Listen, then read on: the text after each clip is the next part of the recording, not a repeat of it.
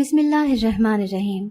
ہمارے چینل میں خوش آمدید۔ کافی دنوں سے اماں کی طبیعت بہت ہی زیادہ خراب تھی۔ میں انہیں دوا دیتی، ان کا سر دباتی، ان کا خیال رکھنے کی ہر ممکن کوشش کرتی، مگر ان کی صحت جیسے ٹھیک ہونے کا نام ہی نہیں لے رہی تھی۔ یہ جاڑے کا موسم تھا اور جاڑے کے موسم میں اکثر امی کو ہڈیوں کا درد ہوتا تھا۔ وہ تکلیف کی شدت سے دوہری ہو کر رہ جاتی تھیں۔ کئی دن تک تو وہ رات کو بھی سکون سے سو نہیں سکتی تھیں۔ تکلیف کی شدت ہی ایسی ہوتی تھی کہ نیند ان کی آنکھوں سے کوسوں دور رہتی تھی۔ ایسے میں امی کی پائنتی کے ساتھ لگ کر بیٹھی رہتی، پوری رات ان کی تیمارداری میں مصروف رہتی۔ اس طرح سے میری نیند بھی بہت متاثر ہو رہی تھی اور میری صحت بھی کافی زیادہ خراب ہو چکی تھی۔ پچھلے کچھ دنوں سے میں خود بھی بیمار رہنے لگی تھی۔ تبھی امی نے کہا کہ تم اپنا خیال رکھا کرو، وقت پر سو جایا کرو، ایسا نہ ہو کہ تم بھی بیمار پڑ جاؤ۔ اگر ایسا ہو گیا تو پھر ہم دونوں کا کیا ہوگا؟ ہم دونوں کا تو ایک دوسرے کے علاوہ کوئی آسرا بھی نہیں ہے۔ امی کی بات اپنی جگہ پر ٹھیک تھی، مگر میں کیا کرتی؟ میں نے تو اپنی زندگی میں ماں کے علاوہ کوئی اور چہرہ دیکھا بھی نہیں تھا۔ ایسے میں امی کی معمولی سی تکلیف بھی مجھے تڑپا کے رکھ دیتی تھی۔ بہت دن بعد امی نے دلیا کھانے کی فرمائش کی تھی۔ جب میں کچن میں گئی تو میں یہ دیکھ کر پریشان ہو گئی کہ دلیا ختم ہو چکا تھا۔ جب میں نے باقی راشن دیکھنا شروع کیا تو باقی راشن بھی آہستہ آہستہ ختم ہو رہا تھا اور آٹا تو صرف ایک وقت کا ہی بچا تھا۔ میں جب امی کے پاس آئی تو یہ بات ان کے بھی گوش گزار کی۔ امی سن کر خاموش ہو گئیں، کہنے لگی کہ اس گھر میں جہاں پر کھانے کے لالے پڑے ہوئے ہیں، ایسے میں اپنا علاج کرواؤں تو کیسے کرواؤں؟ جو امیر رشتہ دار ہیں وہ تو نہ جانے کہاں غائب ہو چکے ہیں، انہوں نے تو تمہارے بارے میں بھی نہیں سوچا کہ یتیم بھتیجی نہ جانے کہاں در در کی ٹھوکریں کھا رہی ہوگی۔ ایسے میں اللہ ہماری غیب سے مدد کرے۔ تب میں نے کہا کہ اماں، جب تک تم ٹھیک تھیں تو محنت مزدوری کر کے اپنا اور میرا پیٹ پال رہی تھیں، مگر اب ذمہ داری بنتی ہے کہ جب تم بڑھاپے کو پہنچ چکی ہو تو میں تمہارا خیال رکھوں، تمہاری خدمت کروں۔ اماں کہنے لگیں کہ ایسا نہیں ہو سکتا، تم نہیں جانتی، دنیا بہت ظالم ہے، میں تمہیں گھر سے باہر نکلنے نہیں دے سکتی، میں تمہیں اس چیز کی اجازت نہیں دے سکتی کہ تم گھر سے باہر نکل کر کام کرو۔ میری طبیعت جب بہل جائے گی تو میں خود ہی کوئی نہ کوئی کام کر لوں گی، مگر میں تمہیں یہاں سے باہر نہیں جانے دوں گی۔ یہ ہماری قسمت ہے کہ اپنا گھر ہوتے ہوئے بھی یوں در بدر رل رہے ہیں۔ اماں پھر سے ملال میں مبتلا ہو گئی تھی۔ میں نے اس معاملے میں کبھی دلچسپی ظاہر ہی نہیں کی تھی۔ جب تایا ابو کو ہم لوگوں کا احساس نہیں تھا تو میں نے بھی کبھی اماں سے ان کے بارے میں کچھ بھی نہیں پوچھا تھا۔ اب کافی دنوں سے اماں بات بات پر انہیں یاد کرتی تو بالآخر آج میں نے پوچھ ہی لیا، ابا کے بھائی کہاں پہ رہتے ہیں؟ اماں کہنے لگیں کہ ان کا جو پرانا گھر تھا، تمہارے ابا کی وفات پر میں نے انہیں اطلاع بھجوائی تھی، اور تمہاری پیدائش کے وقت بھی تمہارے ابو خوشی سے انہیں یہ بات بتانے کے لیے گئے تھے، مگر ان میں سے کوئی بھی نہیں آیا۔ اور کتنے سال پہلے جب میں بہت زیادہ بیمار ہو چکی تھی، تب میں تمہارے تایا ابو کے گھر میں گئی تھی تاکہ ان سے مدد مانگ سکوں، مگر وہ لوگ وہاں پر نہیں تھے۔ وہ لوگ وہ گھر بیچ کر بیرون ملک شفٹ ہو گئے تھے اور کسی کے پاس بھی ان کا کچھ اتا پتہ نہیں تھا۔ اس کے بعد سے میں نہیں جانتی کہ تمہارے تایا ابو کہاں پر ہیں، مگر مجھے اتنا ضرور علم ہے کہ وہ بہت ہی زیادہ دولت مند ہے، اور تمہارے ابو کو میرے ساتھ اپنی مرضی سے شادی کرنے کی جرم کی پاداش میں تمہارے تایا ابو نے انہیں گھر سے نکال دیا تھا، اور تمہارے ابو یہی سوچتے رہے کہ ایک نہ ایک دن ان کا دل پسیج جائے گا، مگر ان کا دل کبھی نرم نہیں ہوا۔ رب ہی جانے اب وہ کہاں پر ہیں۔ اماں میرے کام کرنے کے لیے کسی طور پر بھی نہیں مان رہی تھیں۔ میں نے بہت مشکل سے انہیں منایا۔ اب حالات بھی کافی سنگین نوعیت کے ہو چکے تھے، کیونکہ اماں کی دوائیاں بھی ختم ہونے والی تھیں اور گھر میں راشن بھی تقریباً ختم ہو چکا تھا اور پیسے نہ ہونے کے برابر تھے۔ ایسے میں اماں بیمار تھیں تو مجھے ہی کچھ نہ کچھ کرنا تھا، گھر سے باہر نکل کر کمانا تھا۔ پھر میں ایک گھر میں گئی۔ جب انہیں میں نے کام کرنے کی پیشکش کی تو وہ بہت عجیب اور شکی مزاج کی عورت تھیں۔ وہ اپنے شوہر پر بہت شک کرتی تھیں۔ انہوں نے مجھے سر سے لے کر پاؤں تک دیکھا۔ مجھے کہنے لگیں کہ تم جوان جہان لڑکی ہو، تمہیں تو گھر میں رکھنا خطرناک ہو سکتا ہے، ہمارا مردوں سے بھرا پورا گھر ہے، اگر ایسی ویسی کوئی بات ہو گئی تو میں کیا کروں گی؟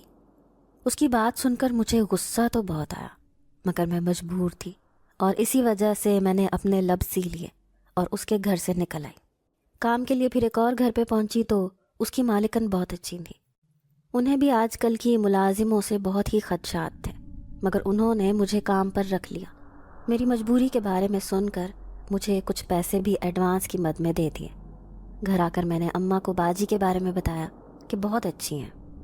اماں کو یہ سن کر تسلی تو ہوئی، مگر میں نہیں جانتی تھی کہ اب آگے کیا ہونے والا ہے، میری زندگی کس طرح سے بدلنے والی ہے۔ اس گھر میں کام کرتے ہوئے مجھے 1 مہینہ ہو چلا تھا۔ گھر میں صاحب اور بیگم صاحبہ کے علاوہ میں نے کوئی فرد نہیں دیکھا تھا۔ بیگم صاحبہ لگ بھگ میری اماں کی ہی ہم عمر تھیں، مگر بے فکری اور اچھی خوراک لباس نے انہیں اپنی عمر سے کئی سال جوان اور کم عمر ثابت کیا تھا۔ بڑے صاحب کا بھی یہی حال تھا، وہ دونوں ہی بہت اچھے تھے، ملازموں کا بہت خیال رکھتے تھے۔ مجھے دیکھ کر ایک پل کو بڑے صاحب کی آنکھیں ٹھٹک سی گئی، جیسے وہ میرے چہرے پر کچھ تلاش کر رہے ہوں۔ مجھے ان کی نظروں سے گھبراہٹ ہونے لگی۔ میں نے سوچا کہ شاید وہ بھی عام لوگوں کی طرح ہی ہیں جو اپنے ملازموں پر نظر رکھتے ہیں۔ پھر رفتہ رفتہ میرے خدشات دور ہونے لگے، کیونکہ وہ جب بھی مجھے مخاطب کرتے بیٹا کہہ کر بلاتے۔ اس دن جب میں گھر میں کام کرنے کے لیے گئی تو بیگم صاحبہ بہت خوش باش تھی، خوشی سے گویا چہکتی پھر رہی تھی۔ میرے پوچھنے پر وہ بتانے لگی کہ آج ان کا بیٹا اتنے سال کے بعد اپنی تعلیم مکمل کر کے واپس آ رہا ہے۔ ان کا بیٹا امریکہ میں مقیم تھا اور وہ وہاں پر ڈاکٹر بن رہا تھا۔ یہ لوگ بھی پہلے امریکہ میں ہی رہتے تھے، اب 6 مہینے پہلے ہی یہاں پر شفٹ ہوئے تھے۔ اب اس کی ڈگری مکمل ہو گئی تھی، وہ اب یہاں پر آ کر اپنا ہسپتال بنانا چاہتا تھا۔ بیگم صاحبہ بہت خوش تھی۔ انہوں نے اپنے بیٹے کی پسند کے تمام کھانے بنوائے اور گھر کی بھی بہت اچھے سے صفائی کروا کر اس کی سیٹنگ وغیرہ چینج کی۔ یہ سب کچھ دیکھ دیکھ کر مجھے حیرت تو ہو رہی تھی کہ صاحب تو تعلیم مکمل کر کے آ رہے ہیں، کون سا ان کی شادی ہو رہی ہے جو گھر میں اس طرح سے تیاریاں کی جا رہی ہیں۔ جب یہی بات میں نے ایک ملازمہ سے کہی تو وہ کہنے لگی کہ دراصل فائق صاحب بہت ہی زیادہ نفاست پسند انسان ہیں، وہ بہت ہی زیادہ نک چڑے ہیں، انہیں ذرا سی بھی ڈسٹ برداشت نہیں ہوتی ہے اور وہ غصے میں آ جاتے ہیں۔ یہ سن کر میں نے تعجب کا اظہار کیا، ایسی بھی بھلا کیا نازک مزاجی، مگر بڑے لوگوں کی بڑی باتیں، ہم لوگ کیا کہہ سکتے تھے۔ اور پھر بیگم صاحبہ چھوٹے صاحب کو لینے کے لیے ایئرپورٹ پر چلی گئی۔ چونکہ میرا کام ختم ہو چکا تھا، میرا کام کچن میں کھانا بنانے کا تھا۔ کھانا بنانے کے بعد میں اپنے گھر واپس آ گئی۔ اب اماں صحت یاب ہو رہی تھیں، ان کی حالت کافی حد تک بہتر تھی، اور اب وہ مجھے اکثر یہ کہتی تھیں کہ اب تم گھر پر بیٹھو، اب میں دوبارہ سے کام پر جاؤں گی۔ مگر میں ہمیشہ اماں کو کہہ دیتی کہ آپ نے ساری زندگی محنت کی ہے، ساری زندگی کام کیا ہے، اب آپ کی آرام کرنے کی عمر ہے، میں آپ کو مزید کام کرنے نہیں دوں گی۔ اماں کہتی کہ جب تمہاری شادی کر دوں گی تو تمہاری شادی کے بعد بھی تو مجھے اپنا خیال خود ہی رکھنا پڑے گا، مجھے اکیلا رہنا پڑے گا۔ تب میں ہنس کر کہہ دیتی کہ میں شادی ہی اس انسان سے کروں گی جو تمہیں رکھنے کے لیے تیار ہوگا۔ اماں کہہ دیتی کہ جھلی نہ ہو تو ایسا بھلا کہیں دیکھا ہے، ماں کیا بیٹی اور داماد کے ساتھ گھر میں رہتی ہوئی اچھی لگتی ہے؟ میں بھی اپنے نام کی ایک تھی، میں نے بھی ٹھان لیا تھا کہ شادی اسی انسان کے ساتھ کروں گی جو میرے ساتھ ساتھ اماں کی ذمہ داری اٹھانے کی حامی بھرے گا۔ میں بے تحاشا خوبصورت تھی، بہت ہی زیادہ حسین و جمیل تھی۔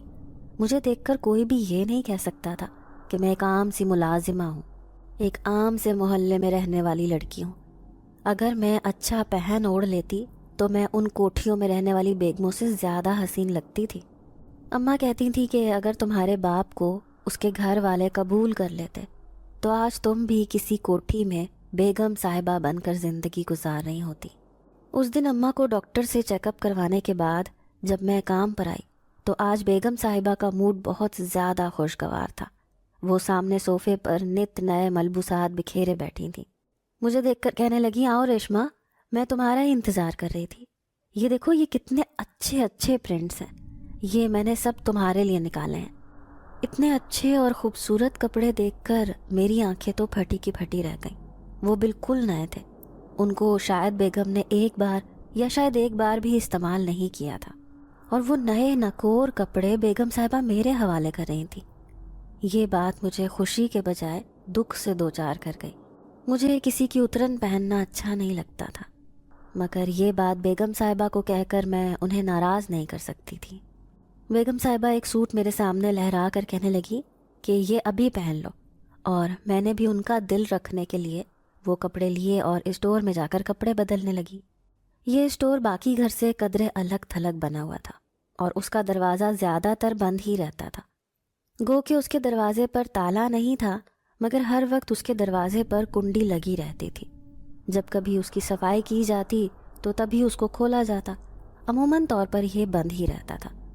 میں پہلی بار اس اسٹور میں داخل ہو رہی تھی۔ میں نے اسٹور کا دروازہ کھولا تو وہ ایک اچھا خاصا کشادہ کمرہ تھا۔ اس میں ایک طرف ایک چھوٹا سا سنگل بیڈ پڑا ہوا تھا اور باقی کا سامان بھی نفاست اور ترتیب سے رکھا ہوا تھا۔ بے شک یہ سارا کام ملازموں کا ہی تھا، مگر وہ یہ سارا کام ان کے سر پر کھڑے ہو کر کرواتی تھیں۔ میں دل ہی دل میں ان کی نفاست کی قائل ہو گئی تھی۔ ہر شے بالکل صاف ستھری نظر آ رہی تھی۔ میں جب اس بیڈ پر بیٹھی تو میری آنکھوں میں آنسو آ گئے۔ بچپن سے لے کر اب تک میں نے ہمیشہ دوسروں کی اترن ہی پہنی تھی۔ کبھی بھی مجھے اور اماں کو اپنے پیسوں سے جوڑا خریدنا نصیب نہیں ہوا تھا۔ اماں جو بھی کام کرتی تھیں اس سے بمشکل گھر کا کرایہ اور راشن پورا ہوتا تھا۔ ایسے میں کپڑے خریدنے جیسی عیاشی کے ہم دونوں متحمل نہیں ہو سکتے تھے۔ میں نے اپنے آنسو پونچھے۔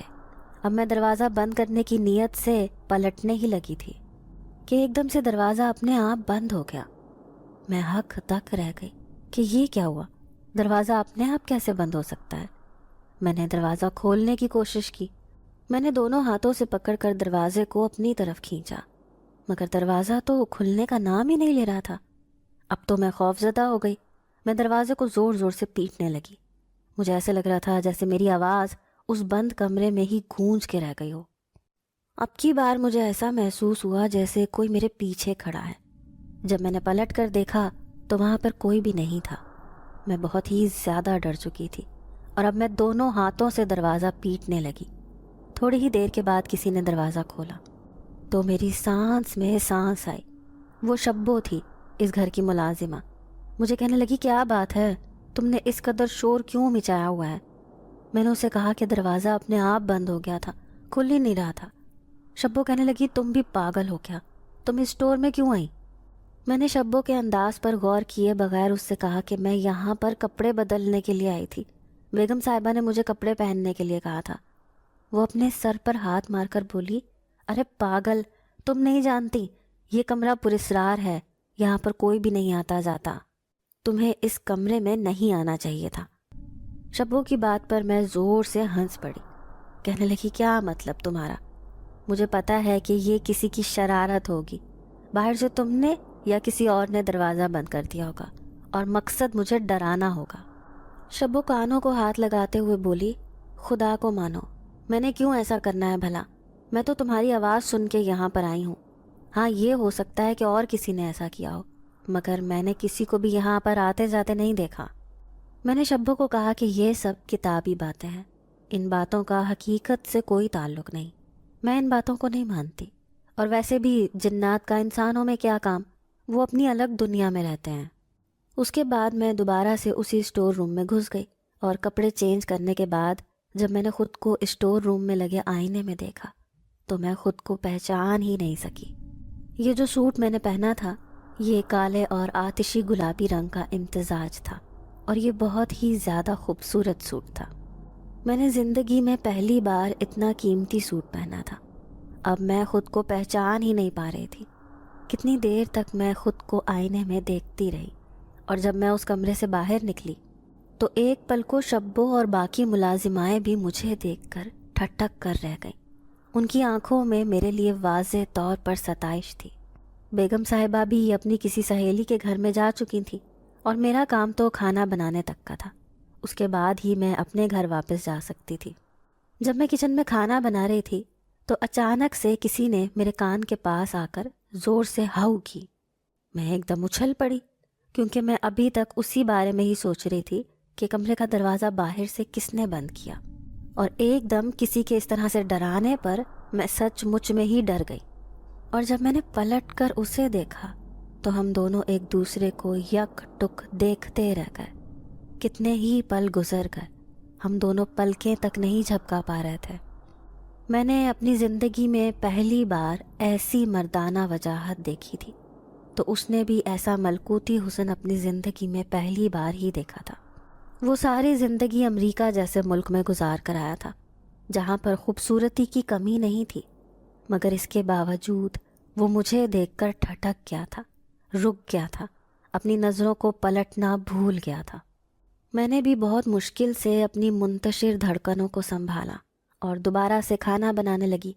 وہ بھی جیسے ہوش کی دنیا میں واپس آیا، مجھ سے کہنے لگا تم کون ہو؟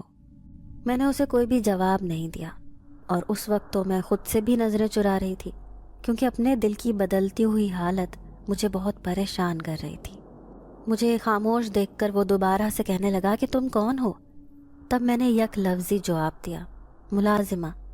اس ایک لفظ میں اس کے تمام سوالوں کے جواب پوشیدہ تھے، اور اس نے بھی زیر لب یہی لفظ دہرایا، گویا اس کے انداز میں بے یقینی تھی، جیسے اسے یہ سن کر اچنبھا ہوا ہو، جیسے اسے یہ بات سن کر یقین نہ آیا ہو۔ مگر سچ یہی تھا جو میں نے اسے بتایا تھا۔ اس نے ایک حیرت بھری نظر سے مجھے سر سے لے کر پاؤں تک دیکھا، اور میں اس کی سوالیہ نظروں کو سمجھ کر کہنے لگی کہ یہ لباس بیگم صاحبہ کا دیا ہوا ہے، اور شاید آپ کو اس وجہ سے غلط فہمی ہو رہی ہے۔ اس نے مجھے کچھ بھی نہیں کہا اور خاموشی سے پلٹ گیا۔ آج گھر میں مہمان آ رہے تھے، تو آج شام کو مجھے بیگم صاحبہ نے گھر پر روک لیا۔ ان کا کہنا تھا کہ میرے ہاتھ میں بہت ذائقہ ہے، اور میرے ہاتھ کے کھانے کی ہر کوئی تعریف کرتا ہے، اسی لیے شام کا کھانا تیار کرنے کے بعد میں اپنے گھر کی طرف چلی گئی۔ گو کہ ہماری بستی بیگم صاحبہ کی کوٹھی سے زیادہ دور نہیں تھی، چند منٹوں کے بعد ہی میں اپنی بستی میں داخل ہو جاتی تھی، مگر یہاں اکیلے ہی آتی جاتی تھی، کیونکہ ہماری بستی بہت امن و سکون والی بستی تھی۔ یہاں سب لوگ ایک دوسرے کا خیال رکھتے تھے، ایک دوسرے کی عزت کو سانجھی تصور کیا جاتا تھا۔ جب ہی میں بے خوف و خطر مغرب کے وقت اکیلے ہی گھر جا رہی تھی، مجھے ایسے محسوس ہو رہا تھا جیسے میرے ساتھ ساتھ کوئی اور بھی چل رہا ہو۔ میں رک جاتی تو وہ بھی رک جاتا، میں چلنے لگتی تو وہ بھی چلنے لگتا۔ اب تو میں سچ مچ خوف زدہ ہو کر رہ گئی کہ یہ کیا ماجرا ہے، کیونکہ میرے پاس دور دور تک کوئی بھی نہیں تھا۔ اب میں بھاگنے لگی، مجھے اپنے پیچھے کسی کے بھاگنے کی آواز سنائی دے رہی تھی۔ میں بھاگتے ہوئے اپنے گھر میں داخل ہو گئی، میری سانس دھونکنی کی مانند چل رہی تھی، میں بہت زیادہ گھبرا گئی۔ اماں میری حالت دیکھ کر پریشان ہو گئی، کہنے لگی کیا بات ہے ریشما، تو ٹھیک تو ہے؟ بیگم صاحبہ نے کچھ کہا تو نہیں تمہیں؟ میں نے اماں کو کہا کہ سب ٹھیک ہے، مجھے کسی نے کچھ بھی نہیں کہا، بس وہ گھر آتے ہوئے اچانک سے میرے پیچھے کتا لگ گیا تھا، جب بھی میں تیز تیز گھر کی جانب چلی آئی، اور اسی وجہ سے میرا سانس پھولا ہوا ہے۔ اماں کہنے لگی کہ تو پتہ نہیں کب بڑی ہوگی، ایک کتے سے ڈر گئی۔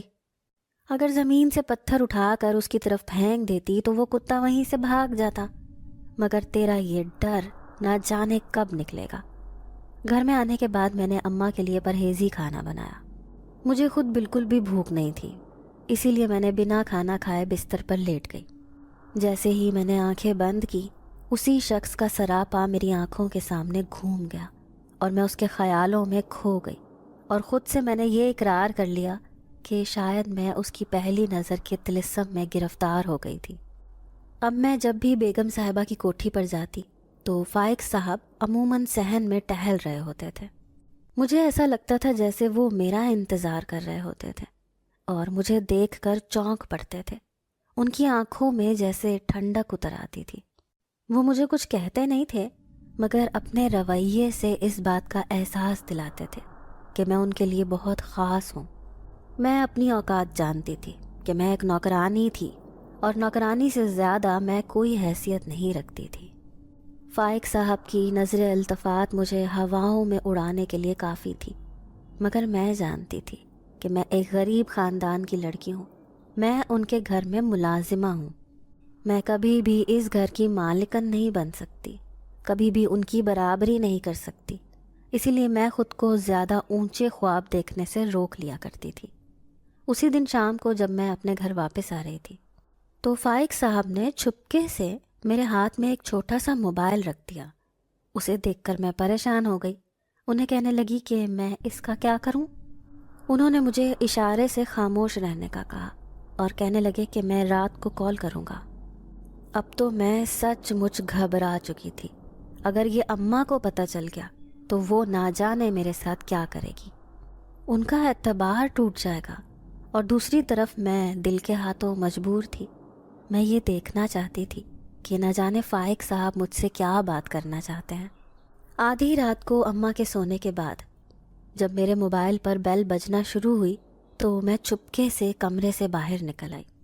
دوسری جانب ان کی گھمبیر آواز مجھے سنائی دی، جس کو سنتے ہی میرے دل کی دھڑکنیں بے ترتیب ہو گئیں۔ وہ پہلا دن تھا جب ہم دونوں کا آپس میں تعارف ہوا تھا، اور جب ہم نے اپنا دل ایک دوسرے کے سامنے کھول کر رکھ دیا تھا۔ جب اس نے میری فیملی کے بارے میں پوچھا تو میں خاموش ہو گئی۔ میں نے اسے یہ بتایا کہ میرے ابو فوت ہو چکے ہیں۔ میں چونکہ اپنے ددیال والوں کے بارے میں کچھ بھی نہیں جانتی تھی، اسی لیے میں نے ان کا ذکر نہیں کیا۔ فائق کا کہنا تھا کہ اسے مجھے دیکھتے ہی مجھ سے پہلی نظر میں محبت ہو گئی ہے اور وہ میرے بارے میں اپنے گھر والوں سے بات کرنا چاہتا ہے۔ وہ مجھے اپنے گھر کی عزت بنانا چاہتا ہے۔ اس کا اظہار محبت، اس کی کہی گئی یہ بات مجھے ہواؤں میں اڑانے کے لیے کافی تھی، مگر میں پھر بھی خوفزدہ تھی کیونکہ مجھے اپنی حیثیت کا اچھے سے اندازہ تھا۔ میں یہ جانتی تھی کہ اس کا خاندان مجھے قبول کرے گا یا پھر سے میری امی ابو والی کہانی دہرائی جائے گی۔ گو کہ بیگم صاحبہ اور صاحب بہت اچھے تھے، مگر اکثر بیگم صاحبہ کی باتوں سے اندازہ ہوتا تھا کہ وہ فائق صاحب کے لیے کوئی بہت ہی امیر کبیر اور بہت پڑھی لکھی لڑکی کو بہو بنا کر لانا چاہتی ہیں، اور ان کی خواہش کچھ غلط بھی نہیں تھی کیونکہ فائق صاحب خود ڈاکٹر تھے، یہاں پر بھی اپنا ہسپتال بنا رہے تھے، دیکھنے میں بھی بہت وجیح تھے اور بہت پڑھے لکھے تھے۔ ایسے میں اگر وہ ان کے لیے ان جیسی لڑکی کی شادی کی خواہش مند تھی تو ان کی یہ خواہش کرنا غلط بھی نہیں تھا۔ میں نے تو گھر کے حالات کی وجہ سے بمشکل رو دھو کے میٹرک ہی کلیئر کیا تھا، اور میرے پاس سوائے اچھی شکل و صورت کے اور کوئی گن نہیں تھا، نہ اونچا خاندان تھا اور نہ ہی اعلیٰ تعلیم۔ کچھ بھی تو نہیں تھا میرے پاس جس کی بنیاد پر میں یہ امید کرتی کہ بیگم صاحبہ مجھے اپنی بہو بنا لیں گی۔ گو کہ فائق مجھے باتوں میں دلاسا دیتے کہ وہ اپنے گھر والوں کو منا لیں گے، مگر میں جانتی تھی کہ یہ کام اتنا آسان نہیں ہے جتنا فائق سمجھ رہے ہیں، اور اس دن بیگم صاحبہ کا بڑے صاحب سے کسی بات پر جھگڑا ہو گیا۔ بیگم صاحبہ نے ان کو موبائل پر کسی لڑکی کے ساتھ بات کرتے ہوئے دیکھ لیا تھا۔ بڑے صاحب نے اپنی صفائی دینے کی بہت کوشش کی، بیگم صاحبہ کو بتایا کہ اس لڑکی کے ساتھ میرا صرف پروفیشنل تعلق ہے، اس کے علاوہ اور کچھ بھی نہیں ہے، مگر بیگم صاحبہ کوئی بات سننے پر تیار ہی نہیں تھی۔ ان کا کہنا تھا کہ بڑے صاحب ان سے کوئی بات چھپا رہے ہیں۔ اس طرح سے ان دونوں کے درمیان جھگڑا بڑھتا چلا گیا۔ تبھی شبو میرے کان کے پاس آ کر کہنے لگی کہ آج کسی قسم کی کوئی غلطی مت کرنا، آج بیگم صاحبہ بہت غصے میں ہے، یہ نہ ہو کہ وہ تمہیں بھی غصے میں ساتھ ہی رگڑ ڈالیں۔ میں نے شبو کو کہا کہ ہٹ پرے، بھلا بیگم صاحبہ مجھے کیوں کچھ کہیں گی، وہ تو اتنی اچھی ہیں، ان کا جھگڑا بڑے صاحب کے ساتھ ہوا ہے، مجھے انہوں نے کیا کہنا ہے۔ شبو کہنے لگی کہ چلو دیکھتے ہیں، پھر بھی تم اپنی طرف سے محتاط ہو کر رہنا، کیونکہ بیگم صاحبہ کا نزلہ کسی پر بھی گر سکتا ہے، اور بڑے صاحب کا غصہ تو وہ کسی نہ کسی پر اتارنے کی متلاشی ہوں گی۔ میں نے شبو کی باتوں کو ایک کان سے سن کر دوسرے سے اڑا دیا تھا۔ تبھی بیگم صاحبہ کچن میں آ گئی، مجھ سے کہنے لگی کہ تم نے کیا بنایا ہے۔ میں نے ان کا بتایا ہوا مینیو دہرا دیا تو وہ کہنے لگی ارے یہ کیا، میں نے تو تمہیں کہا تھا کہ پہلے تم کباب فرائی کر لینا، تم نے کباب کیوں نہیں فرائی کیے۔ میں حیران پریشان رہ گئی، بیگم صاحبہ نے مجھے ایسا کچھ نہیں کہا تھا۔ جب یہی بات میں نے بیگم صاحبہ سے کی تو ان کو بہت غصہ آ گیا، وہ کہنے لگی کہ میں کیا جھوٹ بول رہی ہوں، تم ملازمہ ہو، ملازمہ بن کے رہو، اور اب کیا میں ایک کام کے لیے تمہیں 10 بار کہوں گی، کیا تمہیں خود سے اندازہ نہیں ہے کہ تم نے کس وقت کیا کرنا ہے کیا نہیں کرنا۔ بیگم صاحبہ اب مجھ پر غصے سے چلانے لگی اور میرا تو جیسے دم گھٹ رہا تھا۔ مجھے بیگم صاحبہ کا یہ رویہ بہت برا محسوس ہوا۔ وہ بڑے صاحب کا غصہ مجھ پر اتار رہی تھیں۔ میں نے اپنے آنسو بمشکل کنٹرول کیے۔ پلاؤ کو میں نے دم پر لگایا اور دوسرے چولہے پر کباب فرائی کرنے کے بعد میں کچن سے نکل کر آ گئی۔ جب پلاؤ کا دم تیار ہو جاتا تو اس کا چولہا بند کرنے کے بعد میں نے اپنے گھر چلے جانا تھا۔ میں اپنے آنسو سب سے چھپاتے ہوئے اسی اسٹور روم میں آ گئی، کیونکہ یہاں پر کوئی بھی نہیں آتا تھا، اور میں اس چارپائی پر لیٹ گئی۔ میری آنکھوں سے آنسو بہہ رہے تھے اور میں اس بات سے بے خبر تھی کہ اس چارپائی پر کوئی اور بھی موجود تھا۔ مجھے بہت زیادہ رونا آ رہا تھا۔ زندگی میں پہلی بار مجھے ایسی ذلت کا سامنا کرنا پڑا تھا۔ بیگم صاحبہ نے مجھے بہت ذلیل کیا تھا۔ ان کی باتیں رہ رہ کر میرے کانوں میں گونج رہی تھی، اور میں روتے روتے نہ جانے کیسے میری آنکھ لگ گئی۔ کتنی دیر میں سوتی رہی، مجھے کچھ ہوش نہیں تھا۔ ایک دم میری آنکھ کھلی اور میں ہڑبڑا کر اٹھ بیٹھی۔ میں نے اپنی آنکھوں کو مسل کر دیکھا۔ یہ کیا؟ کیونکہ اب میں اس اسٹور روم میں نہیں بلکہ ایک باغ میں موجود تھی۔ اس باغ میں بڑے ہرے بھرے درخت تھے اور یہاں پر رنگ برنگی پھولوں کا سلسلہ تھا۔ یہ پھول ایک سرے سے لے کر دوسرے سرے تک نظر آ رہے تھے۔ باغ میں ہر شے بہت خوبصورت تھی، جس کو الفاظ میں بیان نہیں کیا جا سکتا۔ میں حیران پریشان ہو کر اس منظر کو دیکھنے لگی کہ میں ایک دم وہاں پر کیسے آ گئی۔ میں چلتے چلتے وہاں سے دور نکل آئی۔ میں جوں قدم آگے بڑھا رہی تھی، اس باغ کی خوبصورتی مجھ پر عیاں ہو رہی تھی، اور اس کے حسین نظارے میری آنکھوں کے سامنے تھے۔ میں پلکیں جھپکائے بنا ان حسین نظاروں سے لطف اندوز ہونے لگی۔ میں وہاں سے چلتے چلتے تھوڑا اور آگے نکل آئی تو یہاں پر ایک چھوٹا سا تالاب بنا ہوا تھا، جس میں رنگ برنگی بطخیں اور مرغابیاں پانی میں چل رہی تھیں، آپس میں اٹکھیلیاں کر رہی تھیں۔ میں نے زندگی میں ایسا خوبصورت منظر پہلے کبھی نہیں دیکھا تھا۔ تبھی مجھے اپنے عقب میں کسی کی گھمبیر آواز سنائی دی، اگر آپ کا دل اس خوبصورت نظارے سے بھر گیا ہے تو یہ مشروب پی لیں۔ میں نے حیران پریشان ہو کر پیچھے مڑ کر دیکھا۔ وہ ایک حسین و جمیل نوجوان تھا، جس نے اپنے ہاتھوں میں 2 مشروب اٹھا رکھے تھے۔ میں نے بالکل میکانکی انداز میں اس سے مشروب لے لیا۔ جب میں نے اسے چکھا تو مجھے وہ دنیا جہان کے ذائقوں میں سب سے لذیذ ذائقہ لگا۔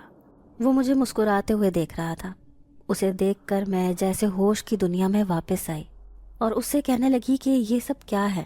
میں تو اسٹور روم میں سو رہی تھی، میں یہاں پر کیسے پہنچی؟ کہیں میں کوئی خواب تو نہیں دیکھ رہی؟ مگر خواب اتنا حقیقت سے قریب کیسے ہو سکتا ہے؟ میرے انداز پر وہ دل کھول کر ہنسا، کہنے لگا کہ نہیں، یہ کوئی خواب نہیں ہے بلکہ حقیقت ہے۔ آپ جو کچھ بھی دیکھ رہی ہیں یہ سب کچھ سچ میں ہو رہا ہے۔ مجھے یہ سمجھ نہیں آ رہی تھی کہ اگر یہ حقیقت تھی تو میں اچانک سے یہاں کیسے پہنچی، اور یہ کون سی جگہ ہے؟ وہ آرام سے کہنے لگا کہ یہ علاقہ جنات نگر میں آتا ہے۔ کیا؟ میں خوف سے کانپتے ہوئے اسے دیکھنے لگی۔ یہ آپ کیا کہہ رہے ہیں؟ جنات نگر؟ میں نے تو اس سے پہلے یہ نام کبھی نہیں سنا۔ یہ جگہ ہمارے شہر میں کہاں پہ ہے؟ وہ مسکرا کر کہنے لگا کہ یہ جگہ تم انسانوں کی نظروں سے اوجھل ہے، انسانوں کی عام آنکھ سے اس جگہ کو نہیں دیکھ سکتے۔ مجھے وہ نوجوان بہت مشکوک لگ رہا تھا۔ میں نے اسے کہا کہ تم مجھے سچ سچ بتاؤ کہ آخر یہ معاملہ کیا ہے، اور میں یہاں پر کیسے پہنچی، اور تم مجھے کیسے جانتے ہو؟ تو وہ کہنے لگا کہ تمہارے ساتھ میری جان پہچان زیادہ پرانی نہیں ہے، کچھ دن پہلے ہی تم میری سلطنت میں گھس آئی تھی، تبھی میں تمہاری ذات سے آشنا ہوا تھا۔ تو میں نے سوالیہ نظروں سے اسے دیکھا۔ میں تمہاری سلطنت میں کیسے آ گئی؟ کیا بات کر رہے ہو؟ تو میں تو کبھی اپنے شہر سے باہر نہیں گئی، میں تمہاری سلطنت میں کیسے آ سکتی ہوں؟ وہ ہنسنے لگا، کہنے لگا کہ یاد کرو، ایک دن تم پرانے اسٹور میں آ گئی تھی جہاں پر کوئی بھی نہیں جاتا۔ جیسے ہی مجھے یاد آیا میں نے کہا، ارے ہاں، میں پرانے اسٹور روم میں گئی تھی، مگر اس کا تم سے کیا تعلق ہے؟ وہ کہنے لگا کہ میں اس پرانے کمرے کا رہائشی ہوں، اسی کمرے میں رہتا ہوں، وہاں پر میری رہائش سالوں سے ہے، اس کمرے سے باہر کہیں آتا جاتا نہیں ہوں، اور اس کمرے میں کسی کی دخل اندازی میں برداشت نہیں کر سکتا۔ اب میری آنکھوں میں واضح خوف تھا۔ تم یہ کیا کہہ رہے ہو؟ وہ کمرہ تو بالکل خالی ہے، اس کمرے میں تو کوئی بھی نہیں رہتا۔ تبھی وہ کہنے لگا کہ ہاں، وہ کمرہ بظاہر خالی ہے، بظاہر اس میں کوئی بھی نہیں رہتا، لیکن در حقیقت وہ میرا کمرہ ہے اور میں اسی میں رہتا ہوں، اور میں کسی کو نظر نہیں آتا۔ تمہارے سامنے بھی میں کسی وجہ سے آیا ہوں، ورنہ میں کبھی تم پر اپنی موجودگی ظاہر نہیں کرتا۔ دراصل مجھے تم سے بہت ضروری بات کرنی ہے، کچھ حقائق ہیں جو تم پر آشکار کرنا چاہتا ہوں۔ مجھے تو یہی بات ہضم نہیں ہو رہی تھی کہ میں اس وقت ایک جن سے مخاطب تھی، اور نہ جانے میں اپنی دنیا سے کتنی دور تھی، اور اوپر سے اس کی ایسی باتیں مجھے پریشان کر رہی تھیں۔ کیسے حقائق؟ کیا بات کرنا چاہتے ہو مجھ سے؟ میرا نام ارمغان ہے، میں کئی سالوں سے اس گھر کے اس کمرے میں رہ رہا ہوں۔ سالوں سے یہ گھر بکتا رہا ہے، طرح طرح کے لوگ یہاں پر آ کر رہائش رکھتے رہے، اور اب جن لوگوں نے اس گھر میں رہائش رکھی تھی، مجھے ان سے کوئی مسئلہ نہیں تھا، کیونکہ وہ لوگ واقعی میں بہت اچھے تھے۔ بس اس گھر کے ملازم کبھی کبھار مجھ سے چھیڑ خانی کرتے تھے، تبھی میں ان کے ساتھ شرارت کر دیا کرتا، اور جب تم اس کمرے میں داخل ہوئی تو تبھی میں نے تمہیں تنگ کرنا شروع کر دیا۔ تب میں نے تمہیں اپنی موجودگی کا احساس دلایا، کیونکہ تمہارا دعویٰ تھا کہ تم جنات کے وجود پر یقین نہیں رکھتی، اور میں تمہارے اس دعوے کو غلط ثابت کرنا چاہتا تھا، اور میری ذرا سی شرارت پر ہی، میرے اندازے کے عین مطابق، تم مجھے دیکھ کر ڈر گئی۔ تمہیں اپنے پیچھے کسی کے قدموں کی چاپ کا احساس ہونا اور خواب میں عجیب و غریب چیزوں کا نظر آنا، وہ سب کچھ میرا کیا دھرا تھا۔ یہ بھی سچ تھا کہ میں اکثر خواب میں ڈر جاتی تھی، گویا وہ جو کچھ بھی کہہ رہا تھا جن زیادہ وہ صحیح کہہ رہا تھا۔ آخر آپ مجھے ڈرانا کیوں چاہتے تھے؟ مجھے خوفزدہ کر کے آپ کو کیا مل جانا تھا؟ ارمغان کہنے لگا کہ میرا مقصد تمہیں ڈرانا نہیں تھا، میں تو تمہارے ساتھ مذاق کر رہا تھا، اور پھر کچھ دن کے بعد مجھے تمہاری حقیقت پتہ چلی کہ تمہارا ان لوگوں کے ساتھ کیا رشتہ ہے، اور اس بات سے تم اور یہ لوگ بھی بے خبر تھے۔ تب مجھے تم سے ہمدردی ہو گئی، اور اسی لیے میں نے سوچا کہ میں تمہیں سچ بتا دوں۔ اب کی بار میں نے چونک کر اسے دیکھا۔ کیسا سچ؟ اور ان گھر والوں کے ساتھ میرا کیا رشتہ ہے؟ وہ کہنے لگا کہ تم جس گھر میں ملازمہ کی حیثیت سے رہ رہی ہو، تم اس گھر کی مالکن ہو، اس گھر میں تمہارے باپ کا بھی حصہ ہے، اور وہ بڑے صاحب تمہارے تایا ابو ہیں، جنہوں نے تمہارے ابو کو ان کے حصے کی جائیداد سے محروم رکھا تھا، اور تم لوگ ان کی وجہ سے قسمہ پسری کی حالت میں زندگی گزارنے پر مجبور ہو گئے تھے۔ جب انہیں تمہارے ابو کی موت کے بارے میں پتہ چلا تو انہوں نے پھر تم ماں بیٹی سے بھی سارے رشتے ناطے توڑ لیے، پھر وہ باہر چلے گئے۔ زمانے کے گرم اور سرد ہوا نے ان کے دل کو نرم کر دیا۔ کئی سال وہ باہر رہے، اور اب جب وہ یہاں پر آئے ہیں انہیں احساس ہوا ہے کہ ان کی ایک یتیم اور غریب بھتیجی بھی ہے، اور وہ تم لوگوں کو ڈھونڈنے کے لیے تمہارے محلے میں گئے تھے، مگر تم لوگ وہاں سے جا چکے تھے، اور کسی کو بھی پتہ نہیں تھا کہ تم لوگ کہاں پہ ہو۔ اسی وجہ سے بڑے صاحب اپنے دل ہی دل میں پریشان ہو چکے ہیں۔ انہوں نے تمہیں ڈھونڈنے کی بہت کوشش کی۔ انہوں نے بچپن میں تمہیں نہیں دیکھا تھا، اور جبھی وہ تمہیں پہچان ہی نہیں سکے، مگر وہ تمہیں دیکھ کر چونک ضرور گئے تھے، کیونکہ تم میں بہت حد تک اپنے ابو کی مشابہت بھی ہے۔ اگر وہ تمہاری امی سے مل لیں تو انہیں آسانی کے ساتھ پہچان سکتے ہیں۔ میں یک ٹک اسے خاموشی سے دیکھتی رہ گئی، مجھے اپنے کانوں پر یقین نہیں آ رہا تھا۔ ارمغان کہنے لگا کہ انہیں اپنی غلطی کا احساس ہو گیا ہے، اور وہ اب تم لوگوں کے ساتھ بے انصافی نہیں کریں گے، کیونکہ وہ بہت بدل چکے ہیں۔ یہ سن کر مجھے اپنے کانوں پر یقین ہی نہیں آیا۔ امی کا تو کہنا تھا کہ وہ لوگ مجھ سے محبت نہیں کرتے، اگر انہیں احساس ہوتا تو وہ ہم لوگوں کو گھر سے باہر ہی نہ نکالتے۔ جب یہی بات میں نے ارمغان سے کہی تو جن زیادہ کہنے لگا کہ تمہاری امی کی یہ بات بھی اپنی جگہ پر ٹھیک ہے، اور اب حالات کافی حد تک بدل چکے ہیں۔ تمہاری تائی کے تو پہلے جیسے ہی تمہارے سے ایسے جذبات ہیں، وہ ویسی کی ویسی ہی ہے، مگر تمہارے تایا ابو کو اپنی غلطی کا شدید احساس ہو گیا ہے، اور اب وہ اپنے گناہوں کا کفارہ ادا کرنا چاہتے ہیں۔ اسی وقت میں نے فیصلہ کیا کہ میں امی کا دل تایا ابو کے لیے نرم کرنے کی کوشش کروں گی، اور پھر کسی نہ کسی دن بہانے سے میں امی کو کوٹھی پر لے کر جاؤں گی۔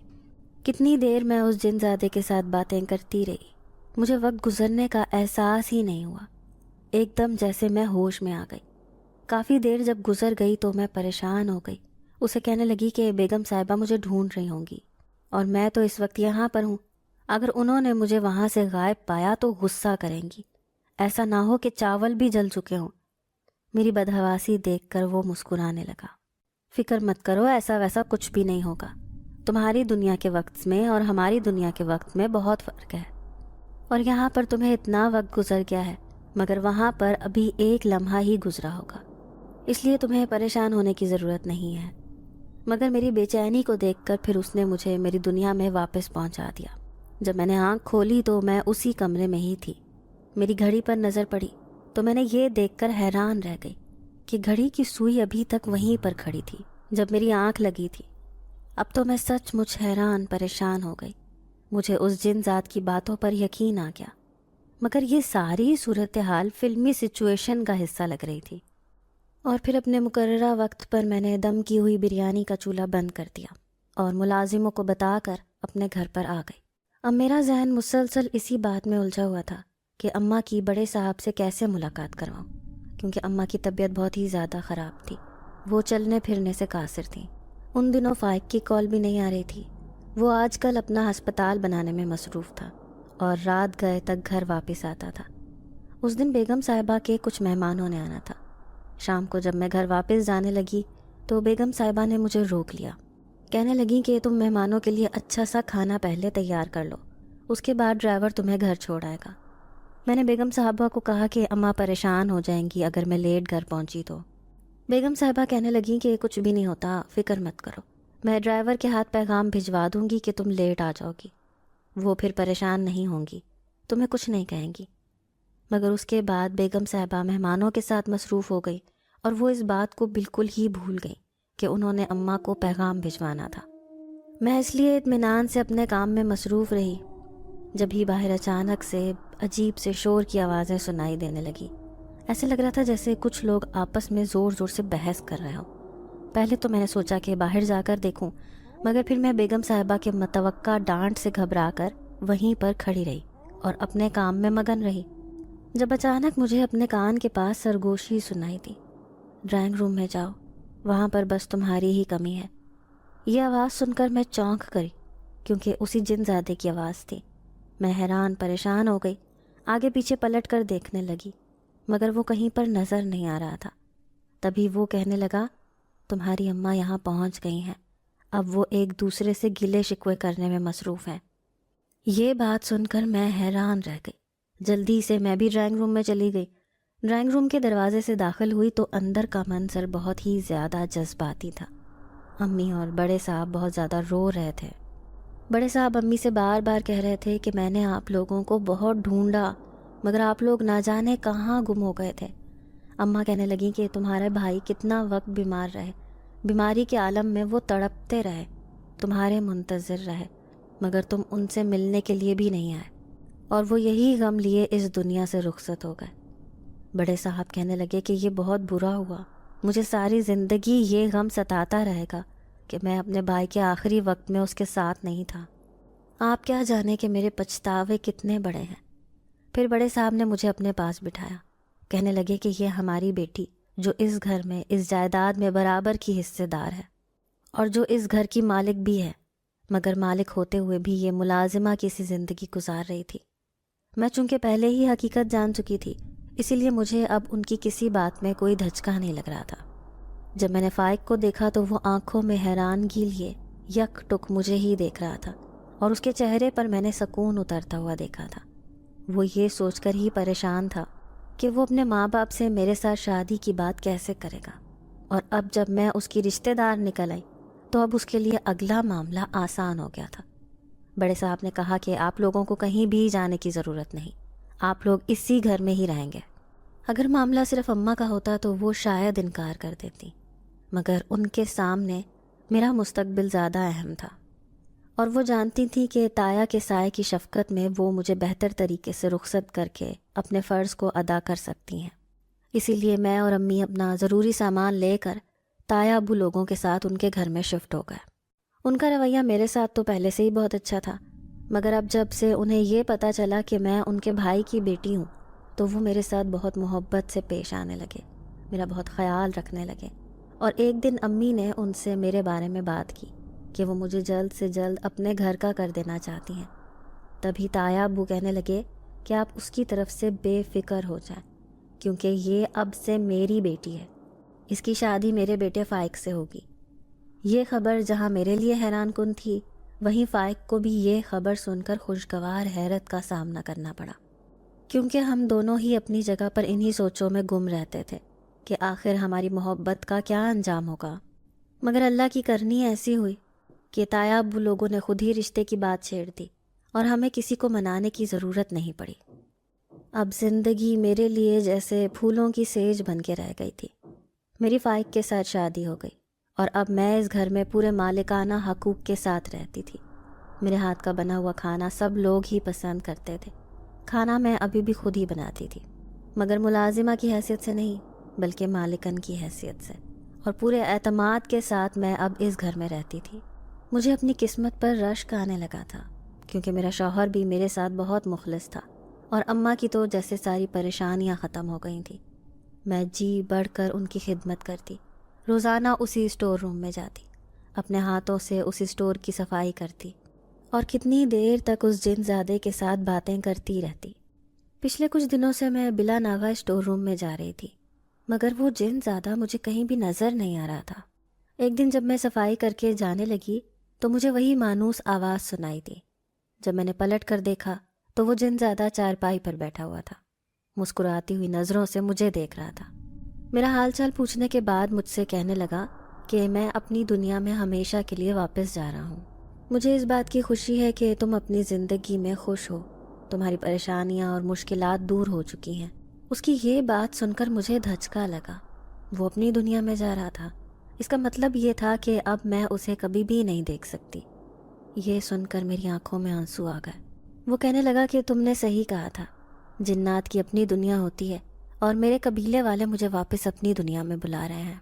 اب وہ مجھے ایک دن مزید اس دنیا میں رہنے کی اجازت نہیں دے سکتے، اسی لیے اب میں یہاں سے ہمیشہ کے لیے جا رہا ہوں۔ اس بات کو کتنے سال گزر چکے ہیں، اتنے سالوں کے بعد بھی میں اپنے ہاتھوں سے اسٹور روم کی صفائی کرتی ہوں اور اس امید پر وہاں پر اکیلی کتنے گھنٹے بیٹھی رہتی ہوں کہ شاید وہ دوبارہ وہاں پر آ جائے۔ ناظرین، اگر آپ کو آج کی یہ کہانی اچھی لگی ہو تو ویڈیو کو لائک ضرور کریں۔ اگر آپ کو ایسی دہشت ناک دل کو جکڑ دینے والی کہانیاں پسند ہیں تو ایسی ایک کہانی روزانہ سننے کے لیے ہمارے چینل کو سبسکرائب کریں۔ اجازت چاہتے ہیں، اللہ حافظ۔